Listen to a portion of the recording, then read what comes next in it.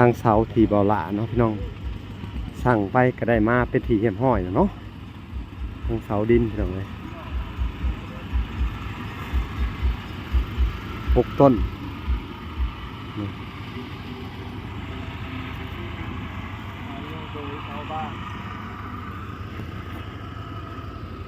ภาพมาเถียเบยสบายดีเด้อโอ้ยังบ่เป็นสบายดีสบายดีมานั่งพี่มาพี่มาหับเสาเด้อมันเด้อเสาเฮือนเจ้ามาเลยเป็นอะไรบาท ยังบ่เป็นสบายดีเนี่ยไปซอยพี่ไอ้แก้วบ่เมื่อยบ่เมื่อยและรถขาเลยสบีได้บันชวนสบายบันชวนเอาแต่ได้กระยาซอยเรือเพิ่นเด้อฮัมเด้อแต่เห็นบ่เป็นกะมาแล้วเห็นได้หลายบาทนี่เห็นได้หลายบาทเนี่ยเห็นได้หลายบาทเนี่ยเอ้าแต่สี่บ่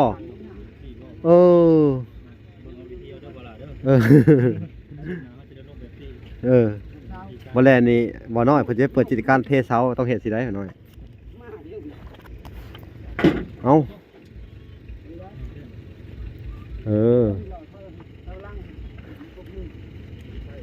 ลองซีมือเด้อ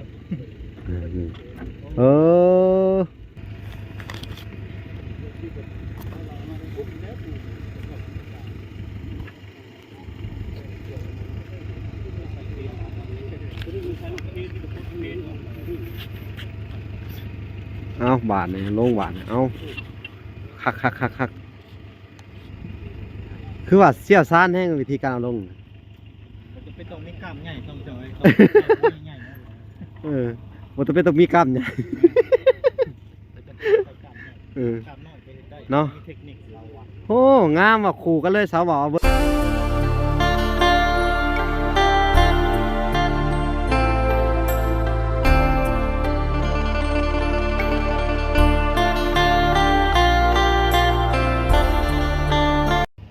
สบายดีพ่อแม่พี่น้องเบิดสู่ผู้สู่คนเนาะกันยินดีเข้าสู่ช่อง YouTube เบาละสายบุญคุณธรรมคือเก่าเส้นเคยนะทุกคนเนาะทักทายสบายดี FC ทางฝั่งไทยและ FC ทางฝั่งลาวและ FC ทางต่างประเทศนำเด้อพี่น้องเอ้ยเอ้าสบายดีพ่อแม่เนาะที่อยู่ทางเมืองนอกเมืองนาพี่น้องเอ้ยแล้วก็กราบขอบพระคุณเนาะทางงานแม่แก้วเนาะหรือว่าแม่ทอนแก้วจาก USA เนาะที่ซอยอันซื้อเสามาทางอันอาเบยเนาะครับเป็นจำนวนเงินอยู่$300พี่น้องเอ้ยในการซื้อเสานี่กะมันถึกเสาละ1,000 บาทพี่น้องเอ้ยกะจำนวนเงินกะนี่แหละพี่น้องเอ้ยที่ว่าอันทางเบิดกะ6 ล้านจำนวนเงินพี่น้องเอ้ย6 ล้าน300,000ประมาณนี้พี่น้องเอ้ย300,000 กีบเนาะเวลากะจะได้จ่ายเป็นเงินกีบแต่ว่าเพิ่นเว้ามาเป็นเงินบาทแต่ว่าจะจ่ายเป็นเงินกีบเนาะแต่บ่ฮู้ว่าอันราคามันที่ซำใดพี่น้องเอ้ยอันจำนวนอันเสาพี่น้องเอ้ยเฮากะเมื่อกี้เนี่ยเพิ่นโทรมาเนาะโทรมาว่าสิมาส่งเสาแล้วเนาะทางเวลากะสิได้เตรียมต้อนรับเพิ่นเนาะเวลาเพิ่นมาฮอดกะจะได้สอบถามเรื่องเสาและกะเรื่องราคากันเองว่าราคาเท่าไรพี่น้องเอ้ยว่าสิเป็นจังไดเนาะให้ทุกคนไปติดตามและรับชมเนาะกะเป็นเงินของทางแม่อันทอนแก้วจาก USA พี่น้องเอ้ยกะ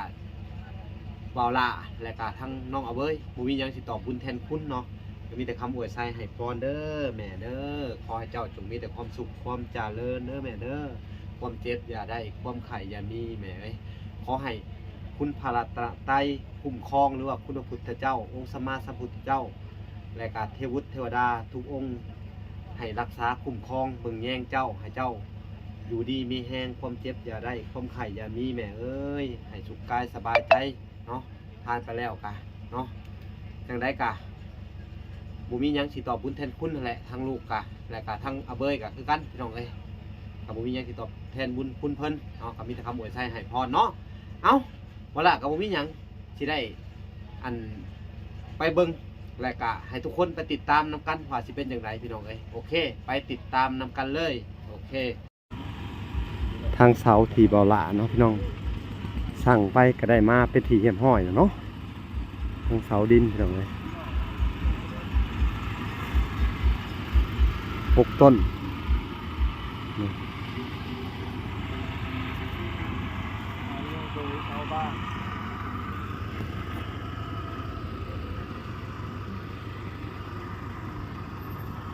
อากาศพี่น้องเอ้ยร้อนหลาย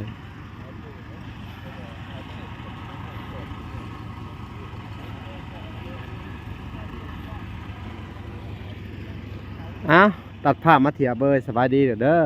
โอ้ยังบ่เป็นสบาย สบายดี สบายดีมานั่งพี่มาพี่มาหับเสาเด้อมันนี่เด้อเสาเฮือนเจ้ามาเลย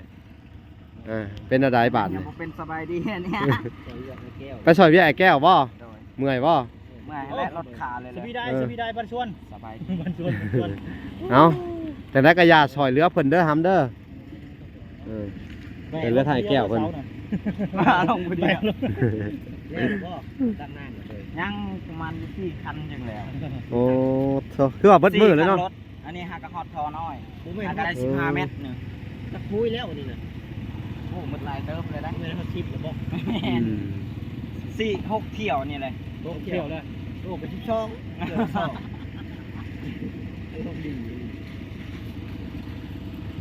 เที่ยวละ2เที่ยวละ3ของใส่ฮะ โดยคนกับมา 2เที่ยวนี่บ่ได้ใส่เที่ยวละ3 ใส่ด้ามอันไหนเอาพี่น้องเอ้ย จักเม็ดเบยเสาหนูจักบอก ประมาณ4เมตรหรือว่า บ่ 5 จักเลย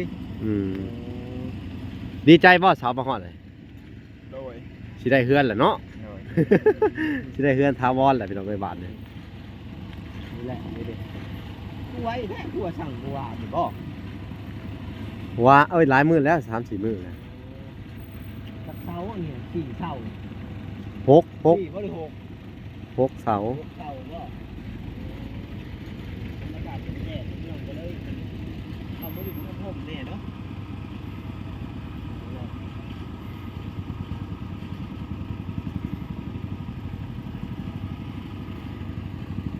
เสาดินเสาไม้ใช่บ่มันนี่ในเดือนไม้เลยเนาะในเดือนไม้นี่กระต๊อบนี่กับ เป็นเรือได้ไหม เรือไม้บ่อยากได้อยู่บ่อยากได้หรือทางซีนี่จะได้ นี่ บ่ พี่น้องทาวเบยก็ได้ ดีใจ ว่าพอดีห้ามบ่มา ว่าเพิ่นสิใช้ล้อเด้เห็นลงมา เพิ่นก็ถอยเขาเลย เด้เพิ่นมีล้อนี่ โอ้ ทั้งเบิดจักเสาสร้างเสาเท่าไหร่นะ จักเศร้าทะเลบุญเศร้าเศร้าละพัน อ๋อเพิ่นได้ 6,000 บาทพี่น้องเอ้ยแล้วสิจ่ายเป็นเงินกีบให้เพิ่นพี่น้อง กีบไปได้แพงนะบ่ล่ะ ฮะ กีบไปได้สูงเลย ก็เอาสำเร็จราคาเพิ่นแลกเปลี่ยนนั่นแหล้วขอน้ำเพิ่น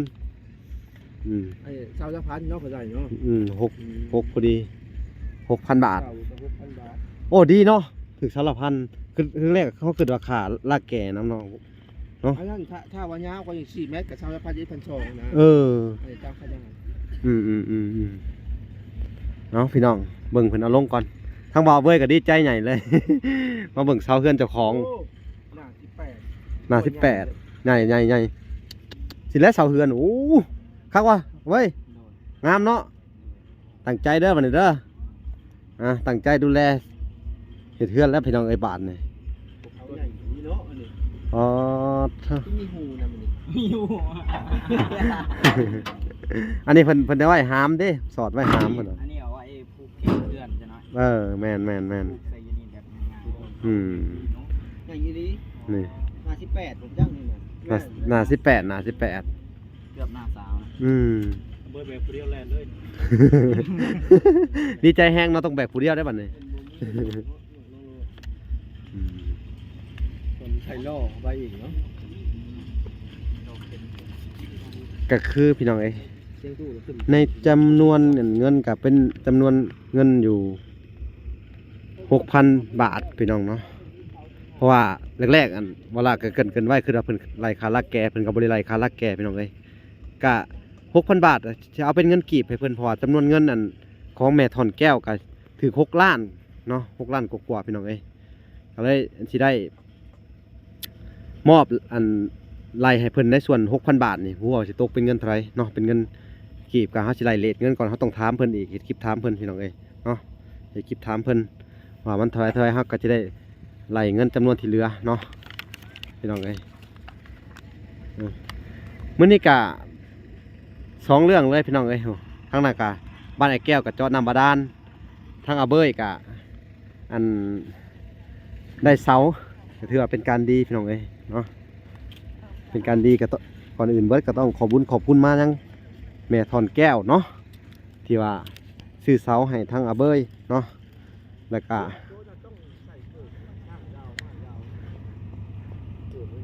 นี่พี่น้องเอ้ย อันนี้เสียดายที่ยังรถตั้งสามห้องกระดาษ เอาพี่น้องเอ้ย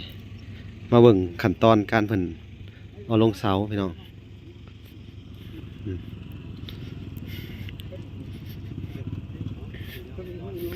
ขากเงาะ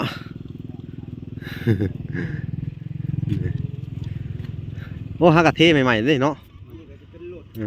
ม ทางรถชา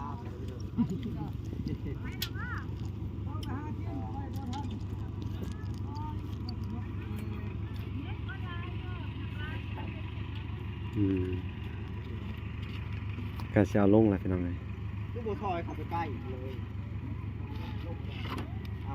ลมบ่ดิฮะลมดูมีทุกวันนี้มันตั้มมันจะได้พุทธีลมเอาเข้าก่อนให้เงาครับ อ๋อวิธีเอาเสาลงพี่น้องเอ้ย ในท่านั่นนี่เนาะแต่เราต้องรถชาไปเอา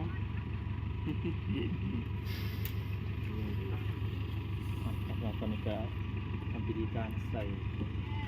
แล้วเป็นก็ต้องนั่นแหละเสาไม้ไปนอนน้ำกันไปเลยเนาะนอนน้ำกับบุกอยู่น้ำกันเลยเสาไม้กับสลิงในบ้านเนาะ โดยโอ้สบายดีเปล่า สวัสดีครับ สบายดีหอน้อยพี่น้องเอ้ยป้าอากาศมันร้อนเนาะแดดรถจอดได้แดดนี่มันร้อนจับจะเบิกได้เนาะมาเบิ่งเพิ่นเอาลงพี่น้องเอ้ยพาสิเอาลงแบบใดล้อนี่ก็ใช้ประโยชน์ได้เนาะถอยอีกบ่เอ้าพี่น้องเอ้ยถอยอีกขึ้นมา ไอ้ที่ว่าจีโยไปใส่อยู่นี่โอ้แม่เนาะ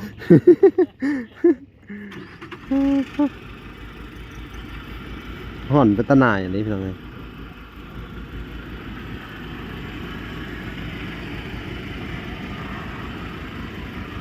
โอ้นี่พี่น้อง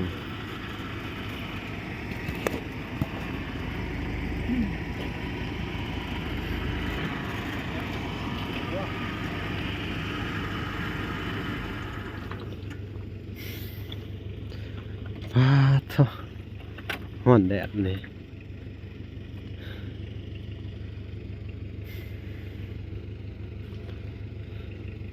อันนี้ก็เป็น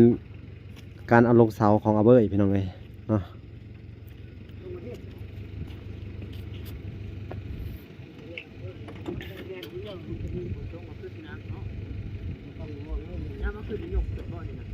ปิด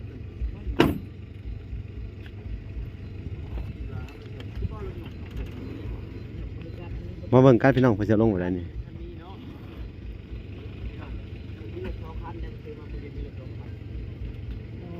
บ่มีรถเคนเนาะมีแต่คนเคนพี่น้องเว้ยบ่มีรถเคนมีแต่คนเคนเอาโอ้ย พอเท่าอากาศในที่นี้เหือจนอันน่ะออกเนาะเหือจนเข่าตาพี่น้องไอ้แสบ เบิ่งวิธีเราเอาลงเสาเอาเสาลงให้ได้เนาะลองดูวิธีใด เพิ่นมีวิธีของเพิ่นบ่อนหรืออะไร แต่ เพิ่นจะเอาลงกันข้างละอันน่ะอย่าบอกว่าที่ย่อ2คนเสาทำนี่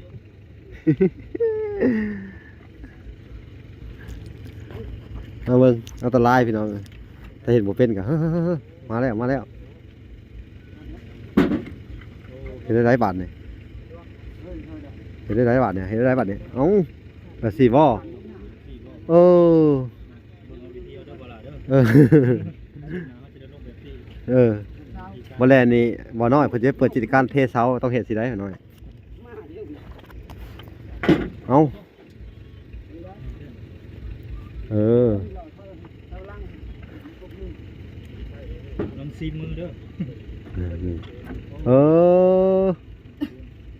ก็สิซะเนาะ มีคนขี่พร้อม โอ้แล้วมีคนขี่พร้อม โอ้ไปเลย โอ้ โอ้โอเค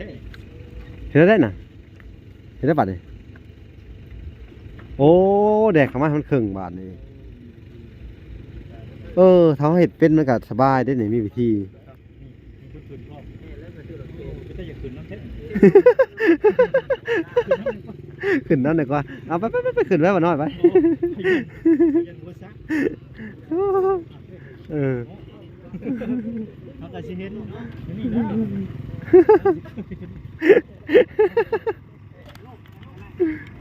เออ แล้วทำนักเครื่องมันเบาเด้ เสร็จแล้วคนน่ะสบายได้ซูเปอร์สบายได้ มาลงแล้วมันก็ไม่ได้นักเนาะมันนักตอนลงที่มันตอนที่ว่าไล่เด็ก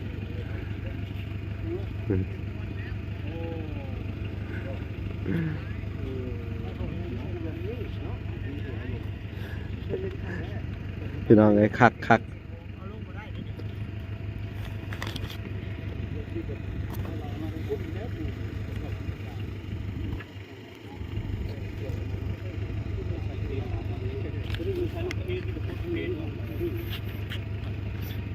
เอาบาทนี่ลงบาทเอาคักคือว่าเสี่ยวซ่านแห้งวิธีการเอาลง มันจะไปต้องมีกล้ามใหญ่ต้องจอยต้องใหญ่นะ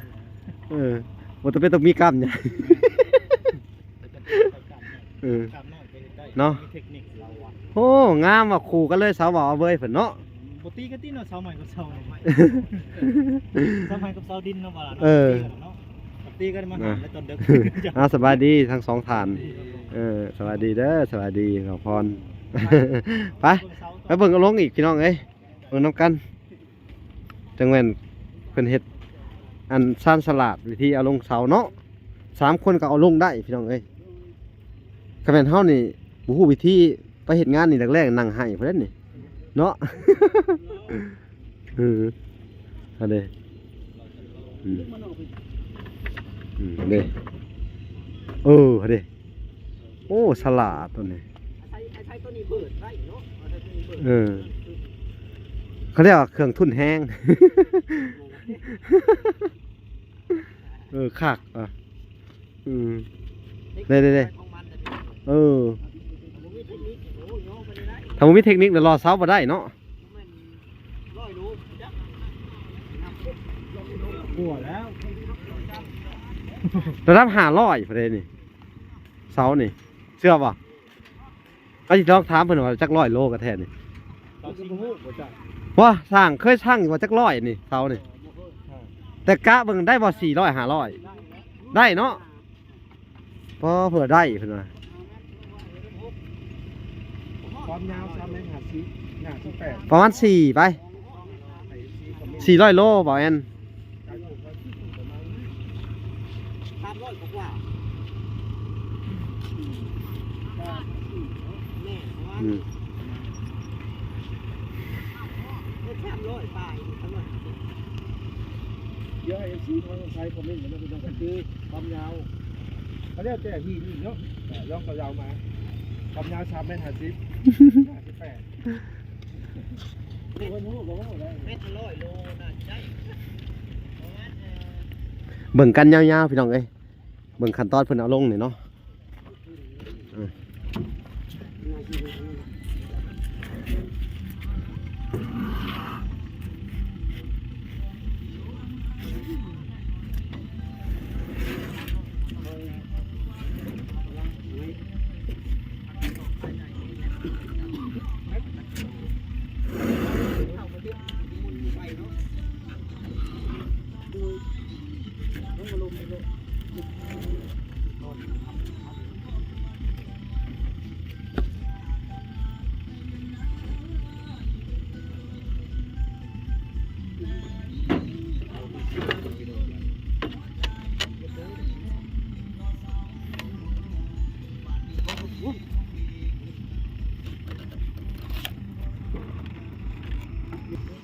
ก็เป็นการเอาลงแถว43พี่น้อง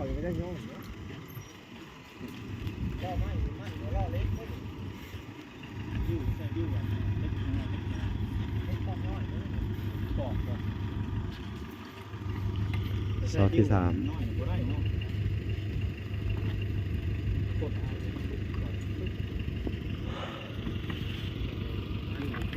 ไม่ได้รีบไม่ได้บลา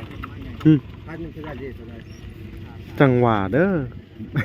คำว่าประมาณ635,000อย่างโอเคอยู่ โอเคเฮาต้องถามเพิ่นอีกทีหนึงเนาะถามเพิ่นเบิ่งตอนเฮาจ่ายเงินเพราะว่าเฮาบ่ได้ถืออุ้ยเงินบาทแม่นอ๋อ เอาละ1,000 บาท เสาละ1,000 บาทมี6เสาบ่6,000เนาะ6,000 บาทเดียวเนาะ แต่เสาไม้เพิ่นชื่อตัวใดก็บ่ได้ ฮะ ไม้ เสาไม้เสา4 3,500,000 3,500 อืม บ่เอาเนาะ พอเอาแล้วถือ เดี๋ยวนี้ไม่หลายเนาะได้ไม่หลาย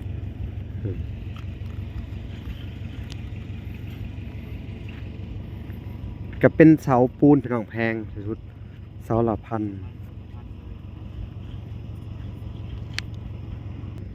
เสาที่4พี่น้องเอ้ยมาเลย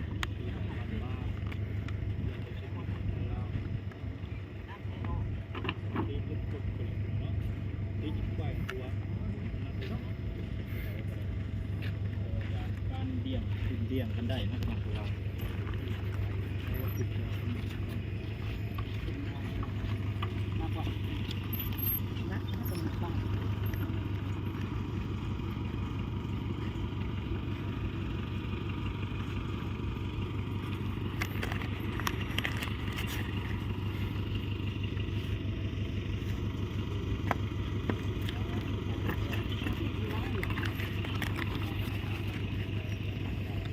โอ้อากาศพี่น้องเอ้ยร้อนแห้งอะไรในอีก2 เสาเนาะเดี๋ยวเขาก็จะได้ทำการจ่ายเงินให้เพิ่นบาทนี้ ใส่เบาหลาเป็นเงินบาทแล้วเงินนั่นกีบ เงินกีบ ขอโทษนะพี่น้องเอ้ยมันแดด ใส่กรุ๊ปใส่หยังเนาะเท่าโอ้อากาศ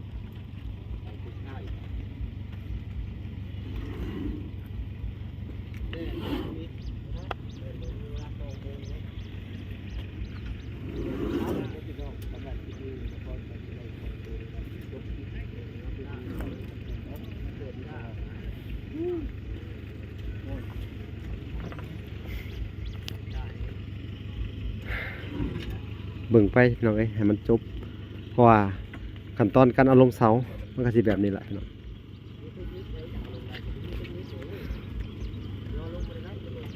คืออะไรใครย่อยพี่น้องเอ้ยเอ้าสิขอตัวขอผมก่อนได้หนึ่งพี่น้องเอ้ย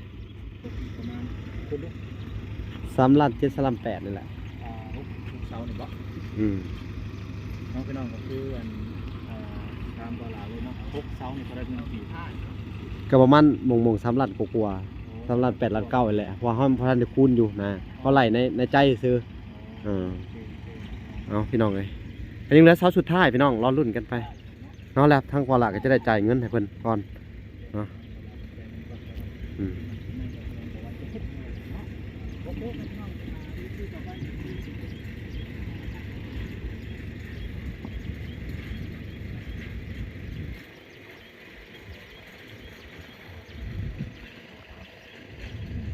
เสาสุดท้ายแล้วพี่น้อง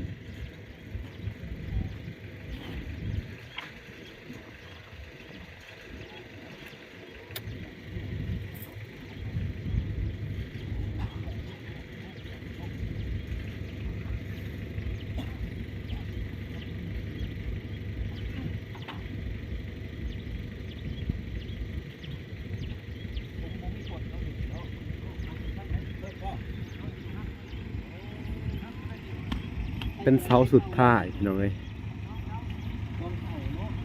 เดี๋ยวเขาก็จะได้ทำการจ่ายเงินหลังจากเพิ่นเอาเสร็จเนาะพี่น้องเนาะเอาลงเสร็จ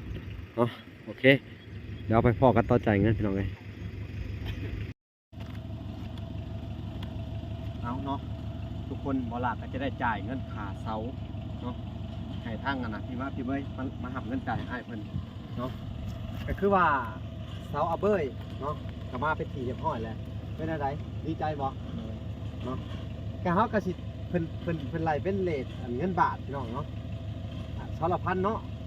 โดยเสาละ1,000 บาทและทางบอลาก็สิได้อันจ่ายเป็นเงินกีบเนาะเพราะว่าเฮาบ่มีเงินบาทเนาะมันจะได้จ่ายเป็นเงินกีบในการสิได้เอาเป็นเงินกีบให้เพิ่นอันมันถือไล่เป็นเงินกีบนี่เท่าไหร่นะ3,840,000 อันนี้เลทปกติบ่เลทธนาคารปกตินะพี่น้องเนาะ3,840,000เนี่ยปกติเขียนบินไว้ก่อนพี่น้องเอ้ย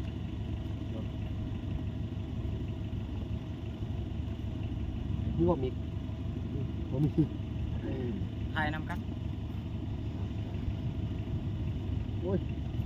หายากแท้ นักยากนี่มี หูครบมือเด้อจกเลิกได้ 3,840,000ผู้มีเลยดอกนี้เนาะนี่ปลาไปเสียแต่ดิ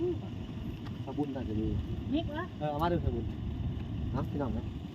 จะได้ไรก่อนมันก็เป็นจำนวนเงินของทางอันแม่ถนแก้วเนาะได้ผากมาให้บาลาอยู่$300เนาะเพื่อในการอันใช้จ่ายในอันซื้อไม้และก็เสาเนาะซื้อเสาให้ทางอาเบยก็จะให้ทางอาเบยเพิ่นขอบคุณทางอันแม่แก้วเนาะ3,800,000ใช้เป็นนับที่ล้านก่อนมาต้องรับก่อนให้ได้เขียนบินไว้ก่อน3,800,000เนาะ เขียนอยู่หลุมพี่ยอดพี่เขียนอยู่ยอดไหม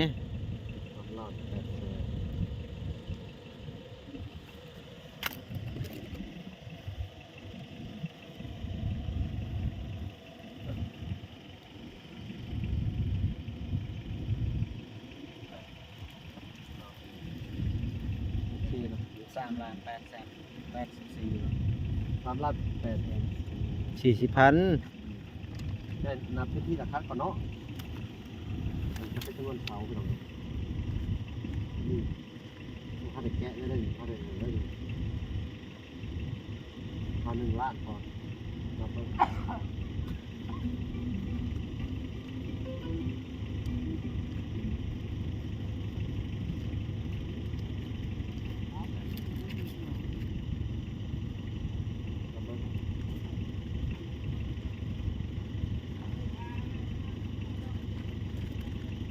ถ้าจะจีบจากธนาคารเลย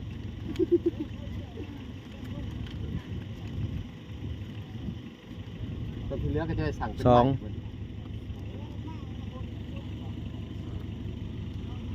3เอา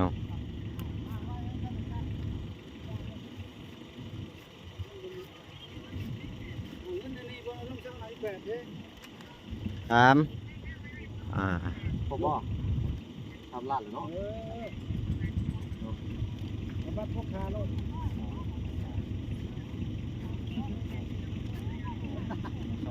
เป็น200,000เนาะ มันรุดไปทางหลังมันพูดมันมีช่องใบกินนี่ฮะฮะเด้ฮะรุดไปทางหลังมาให้แล้ว3กาวมาเลยเบิด8แชทนั่นแหละก็ตื่มอีก 4,000น่ะเด้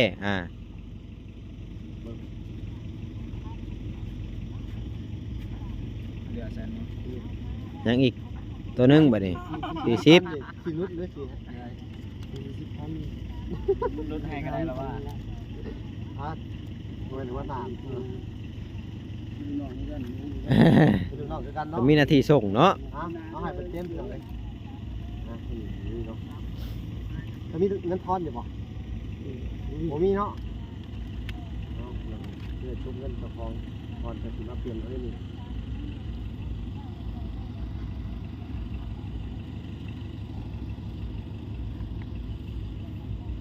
ผมมีเงินทอนอยู่เลย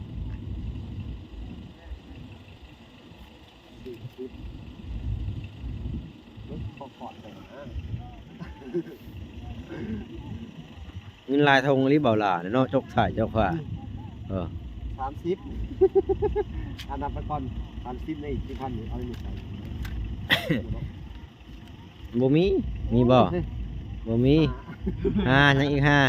นี่ฮะน้องเอาเบยหัวนะพี่น้อง บินดีไว้ของเงินตัวเหลือบินได้มาอ่านหนึ่งรอบหนาซื้อไหมเอาเพื่ออะไรเขาจะใช้เงินตัวนี้ซื้อไหมต่อเด้ออาเบ้ยแต่จะเป็นเงินซื้อไหมของเจ้านี่5,000 กีบนะบ่าวเนาะแล้วจุ๊บเงินดูก่อน บ่มีบ่ใบเช้าเอาให้ช่องใบเช้าแล้วก็เอาทอดตัวนี้คืนน่ะเอาให้ช่องใบเช้าแล้วก็ทอดตัวนี้คืนน่ะ